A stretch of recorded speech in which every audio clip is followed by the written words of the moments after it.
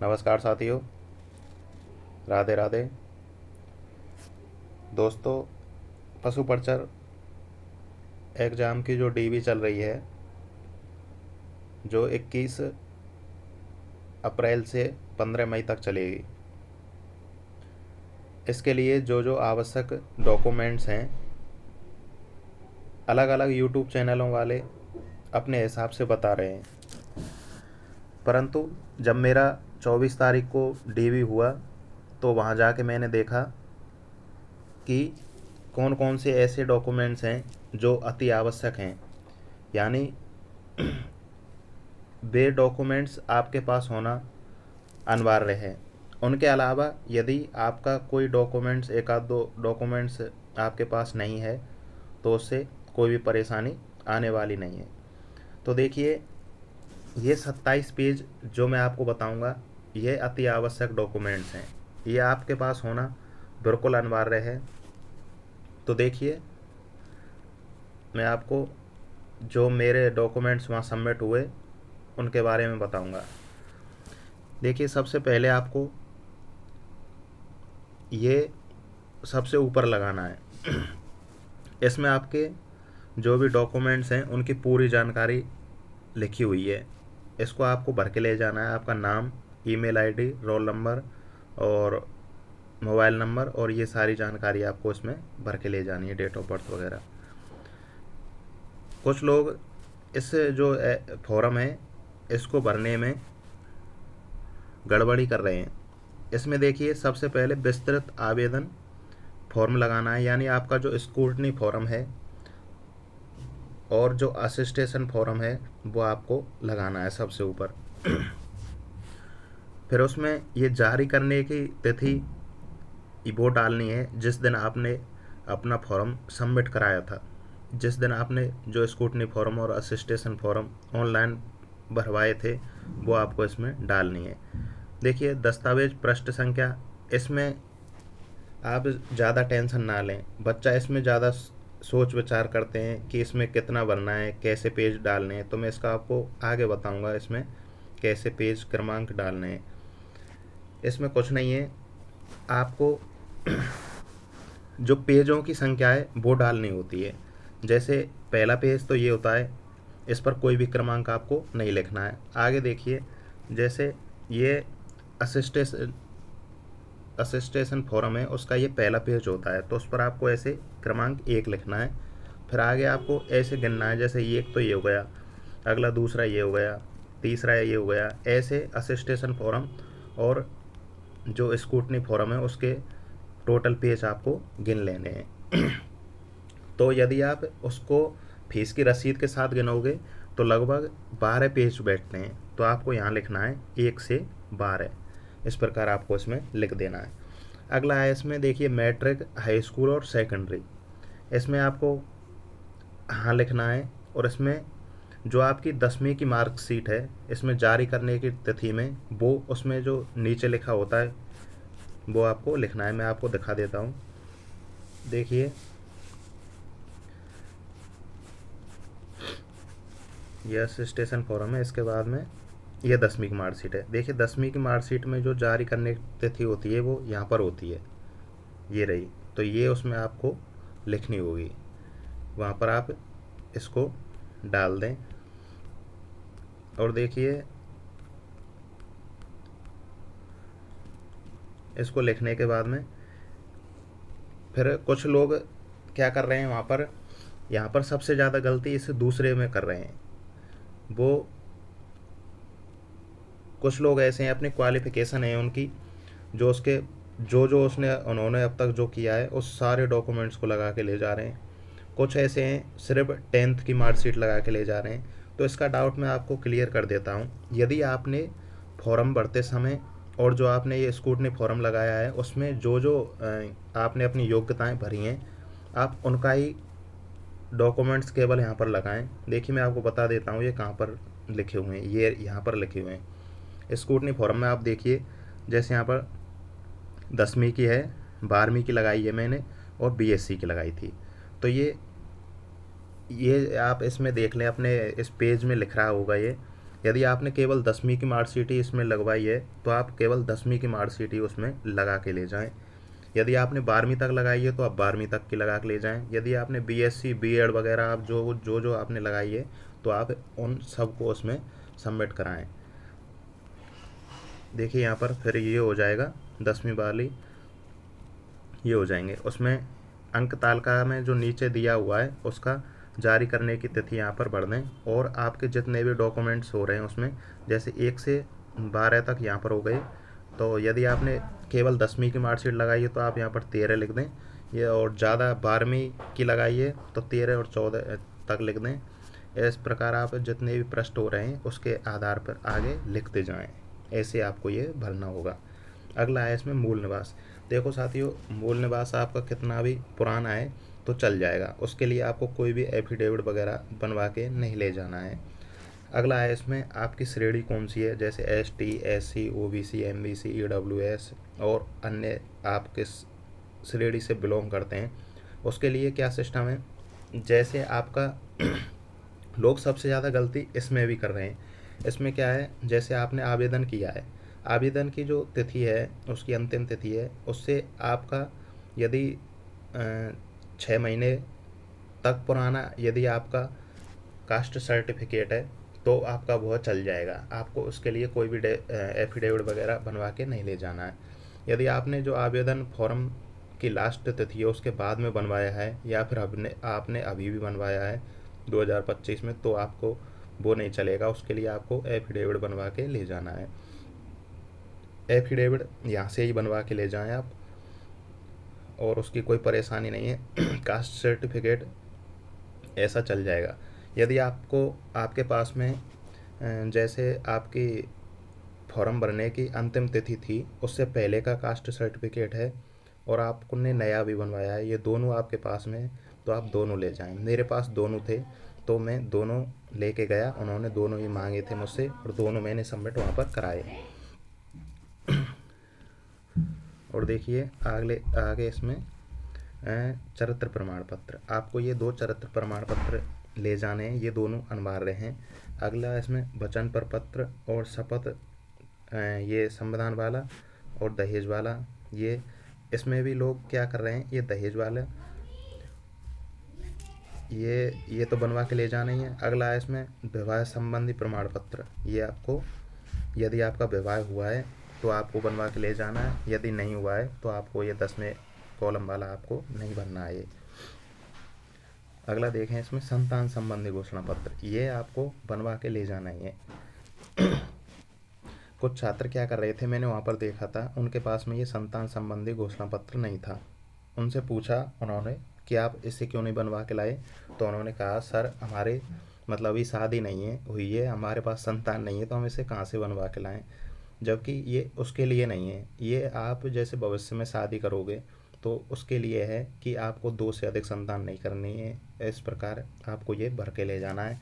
यदि आप जैसे नहीं लेके गए हैं तो भी ये वहाँ पर जैसे एक लड़का था वो बनवा के नहीं लाया था, तो उन्होंने उसके लिए वहीं पर एक अधिकारी बैठे हुए थे, उनके पास जाकर उसने वहाँ पर मोहर लगवाई।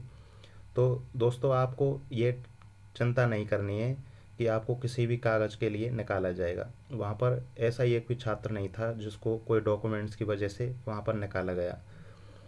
तो ज़्यादा से ज़्यादा आपको कोई कमी होगी डॉक्यूमेंट्स में तो एफिडेविट वगैरह आपसे मांगा जाएगा और आप उन्हें बाद में भी सबमिट करा सकते हैं।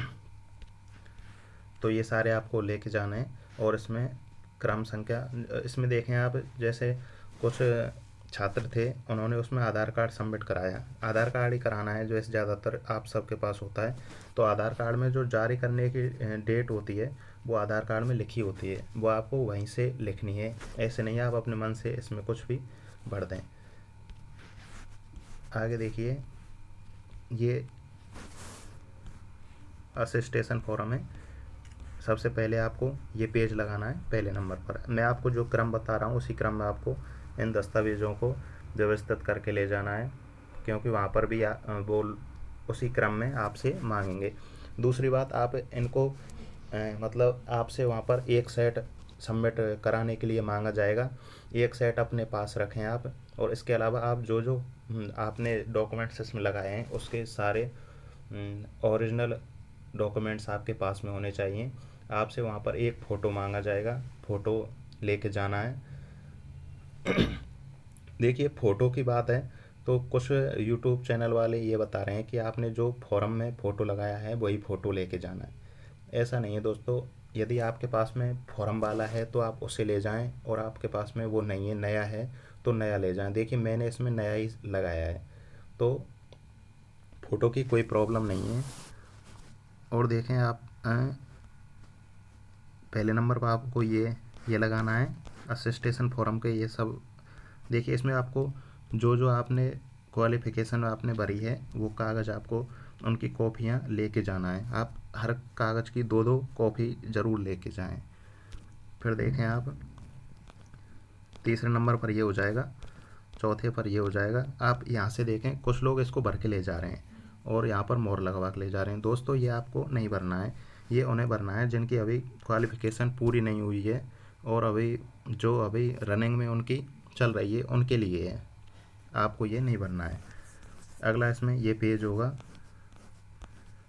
ये हो जाएगा। उसके बाद में फिर ये है, मतलब ये असिस्टेशन फॉरम है, ये पूरा असिस्टेशन फॉरम हो जाएगा। उसके बाद में आपको फ़ीस की रसीद लगानी है जो आप ई मित्र वाले ने आपको दी होगी। यदि नहीं दिए तो आप उससे निकलवा के ले जाएं, वो निकाल देगा।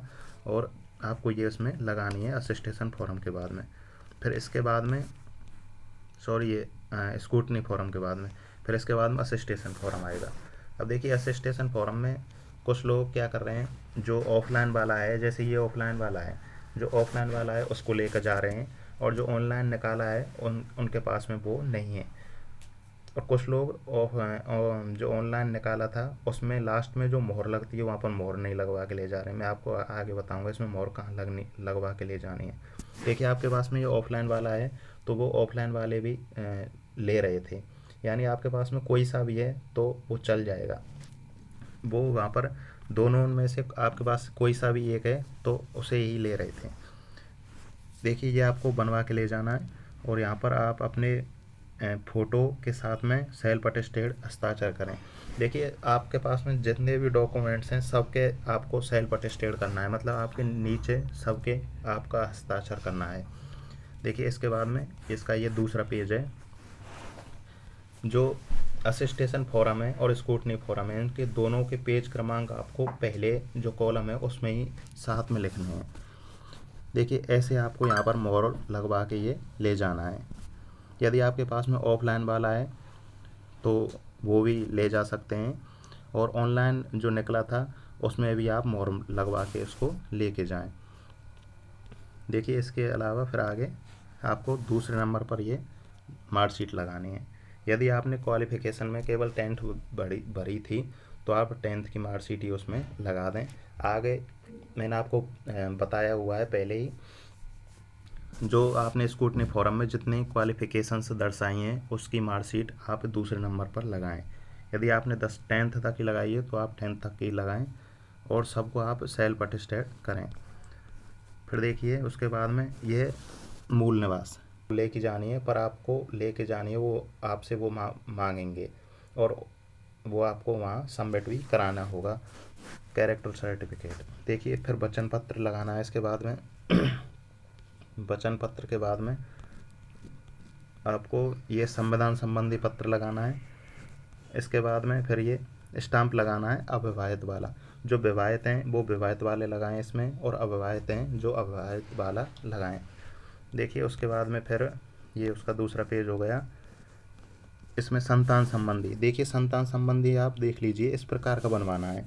यदि ये हर बच्चे को बनवाना है, जिनकी शादी हो गई है वो तो अलग बनेगा उनका, जिनकी नहीं हुई है उनको भी ये बनवाना होता है। इस प्रकार बच्चे आपको शून्य लिख देने हैं, नील करके ऐसे भर देना है, और यहाँ पर जो और कोई भी आपको गजिस्ट्रेड ऑफिसर है उसके आपको हस्ताक्षर और मोहर लगवा के इस प्रकार ले जाना है। देखिए उसके बाद में फिर अगला डॉक्यूमेंट्स ये होगा सामान्य घोषणा पत्र। सामान्य घोषणा पत्र लगाना है। मैं आपको जो एक क्रम बताया है आप उसी क्रम में इनको लगा के ले जाएं। देखिए फिर इसके बाद में विकल्प पत्र होगा। विकल्प पत्र के बाद में ये नमूना वाला, ये भी आपको ले जाना है और सबका डॉक्यूमेंट्स आपको सेल्फ अटेस्टेड करने होंगे। उसके बाद में देखिए लास्ट में आपकी आईडी का जो भी डॉक्यूमेंट्स है उसका फ़ोटोकॉपी लगानी है। देखिए ये हैं टोटल जो आपको मैंने बताए 27 पेज, ये अति आवश्यक हैं। इनके अलावा आपसे कोई भी डॉक्यूमेंट्स ऐसा नहीं है जो मांगा जाएगा। और ये आप ज़रूर देख लें, आपने जो जो डॉक्यूमेंट्स लगाए हैं उनके आप ओरिजिनल डॉक्यूमेंट्स साथ में ही रखें। आपसे वहाँ पर दो अधिकारी बैठे होते हैं। एक अधिकारी आपके जो कॉपी है, आप जो ये फॉर्म दोगे वो चेक करेगा, और दूसरा अधिकारी होगा वो आपसे ओरिजिनल डॉक्यूमेंट साथ के साथ मांगेगा। तो आप उनको ओरिजिनल डॉक्यूमेंट्स को भी इसी क्रम में रख के ले जाएं। जैसे वो सबसे पहले 10th की मार्कशीट मांगेंगे तो आप 10th की मार्कशीट सबसे ऊपर रखें, फिर उसके बाद में 12th की मार्कशीट रखें। आपने जो जो क्वालिफ़िकेशन उसमें लगाई हैं उसके क्रम में उसको रख लें। फिर उसके बाद में आपसे मूल निवास, जाति प्रमाण पत्र और ये सारे डॉक्यूमेंट्स मांगे जाएंगे। और आपने जो संस्थान है, अंतिम संस्थान, यहाँ से आपने क्वालिफ़िकेशन की है, वहाँ से आपसे कैरेक्टर सर्टिफिकेट भी वहाँ का मांगा जाएगा, वो भी आप अपने साथ में रखें। ओरिजिनल वाले भी मांगे जाएंगे, वो वहाँ पर उनसे मिलान करेंगे। आपको मूल निवास, आधार, जो आपने डॉक्यूमेंट्स लगाए इनके सारे ओरिजिनल डॉक्यूमेंट्स साथ में लेके जाने हैं।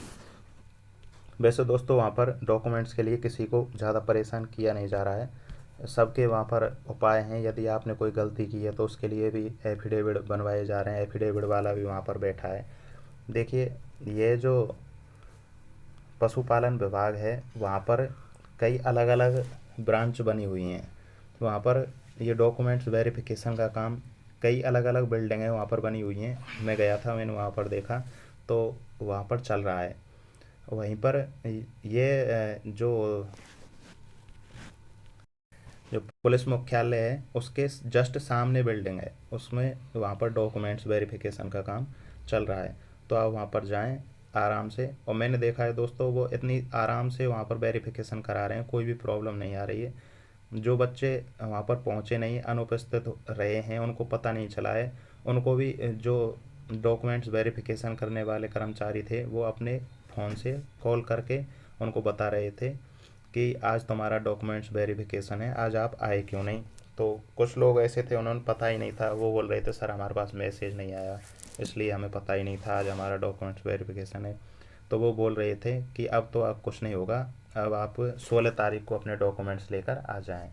तो जो लोग पहुंच नहीं पाए हैं, उनको पता नहीं चला कि हमारा आज का डॉक्यूमेंट्स वेरिफिकेशन है, तो वो भी चिंता ना करें।